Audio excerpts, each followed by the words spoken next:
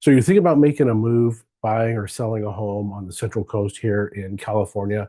Well, today I'm going to walk you through 15 different terms that you're going to want to be familiar with when you go into escrow or when you're buying or selling real estate in California.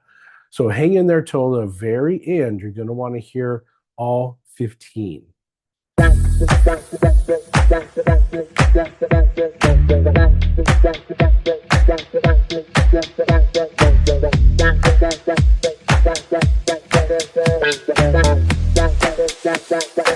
Anyway, if this is your first time to the channel, make sure you hit that subscribe button and tap the bell icon so you'll be the first to know when I post more information about buying or selling on the Central Coast. My name is Bruce Carson. I'm with Keller Williams Realty Central Coast. I get phone calls, text messages, and emails from people just like you every single day looking to make a move on the coast, and I absolutely love it. Whether you're looking to buy or sell in 9 days or 90 days, it doesn't matter. I'm here for you. Just reach out, whatever works best for you. So again, today, we're going to dive in and cover some terminology in real estate. Navigating California's real estate transactions involves understanding specific terms that are commonly found in contracts and during the escrow process. Here's a comprehensive list of essential terms and their definitions. So, number one, when you're buying, residential purchase agreement. That is a written contract between buyer and seller, and it details all of the terms and conditions of the property sale. Here in California, we have a purchase agreement that is 17 pages long. It's very detailed. The first several pages are actually a grid that break out the information that is deeper in the purchase agreement. So it's a nice, clean piece of paperwork for California real estate, but it's also very, very important because it has all of the terms. Number two, escrow. Escrow is a third party that holds funds and documents on behalf of a buyer and a seller, ensuring that all conditions of the sale are met before the transaction is finalized. We normally work with local escrow companies that handle all of this for us, but they do have offices that are outside of the Pismo Beach area. So if you don't live here, you can still complete the transaction. Closing costs. Closing costs are the expenses over and above the property's price that both buyers and sellers incur to complete a real estate transaction. These can include escrow fees, title insurance, and recording fees. Exclusive right to sell. This is a contract granting a real estate agent like me the exclusive authority to market and sell a property within a specific time frame. And that's all listed on a residential lease agreement through the California Association of Realtors. Equity, the homeowner's financial interest in a property. It's calculated as the difference between the property's market value and the amount owed on any mortgages. That is the equity that you have in a home.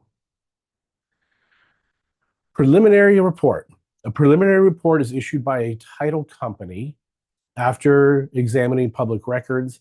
This report outlines the property's legal description, current ownership, and any encumbrances or liens that must be addressed before transferring clear title to the buyer.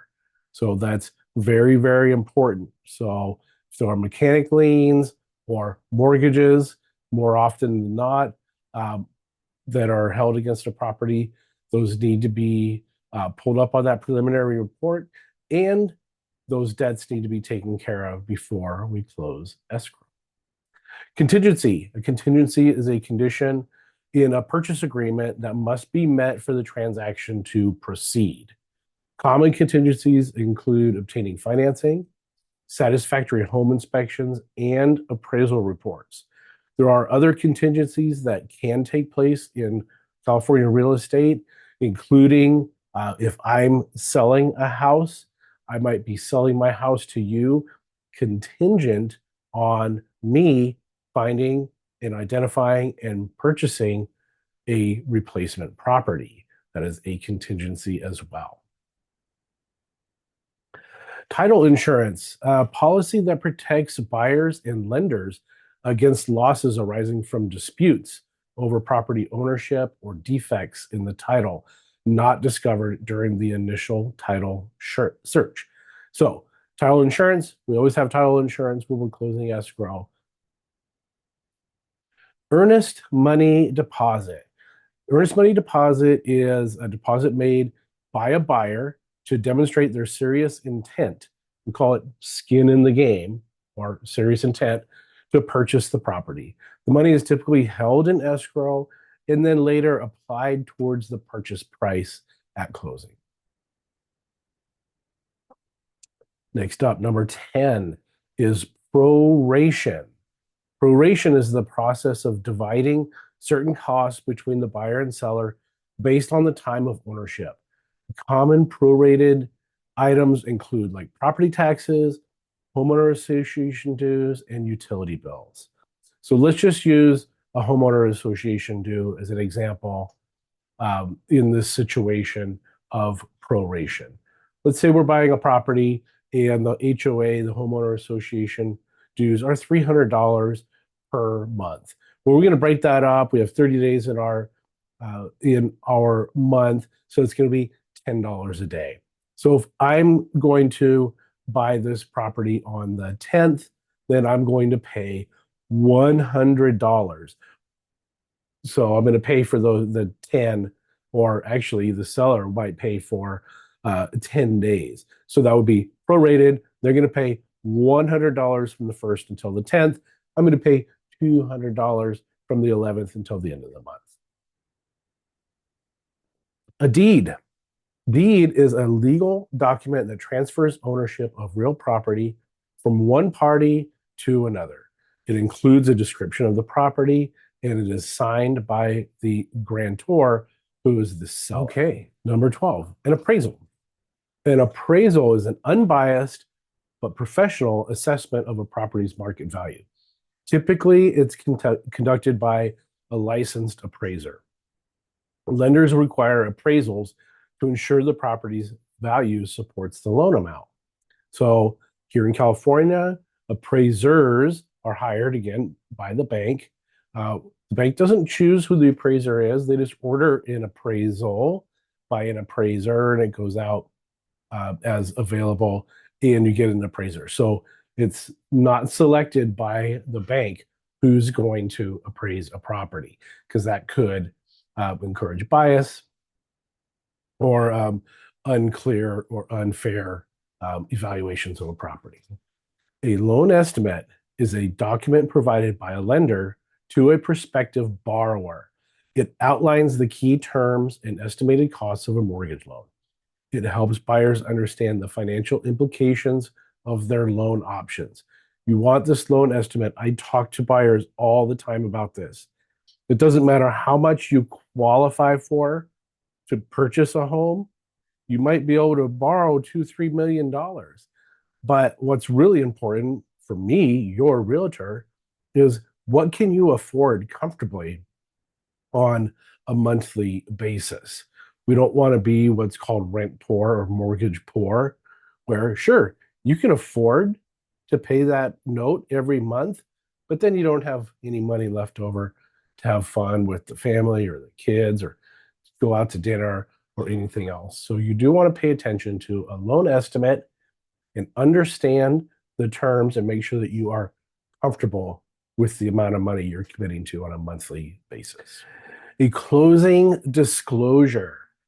Closing disclosure is basically a 5-page form that provides final details about the mortgage loan, including loan terms, projected monthly payments, a breakdown of closing costs, and buyers receive this document at least 3 days before closing. This way, you're comfortable, you know what's happening, you know what to expect, and you have the opportunity to think about it and make sure that you're making the right decision for you and your family. Number 15, our last term. This is the one we're always waiting for when we're in escrow, and that is recording. Recording is the act of entering documents affecting the property's title into public records. So this happens in our local counties, San Luis Obispo County, Santa Barbara County, typically done at the county recorder's office. Recording provides constructive notice of property ownership and any encumbrances. So there we go. Now you know 15 new terms getting ready for your next escrow. So if we've just discussed 15 key terms that you're going to come across and I wanted you to be familiar with before we enter escrow and before you hire me as your realtor. I want you to understand these terms. If you ever have any questions about real estate, or if you want to interview me as a buyer's representative or someone to list your home for sale, please give me the opportunity. I do encourage you to interview me.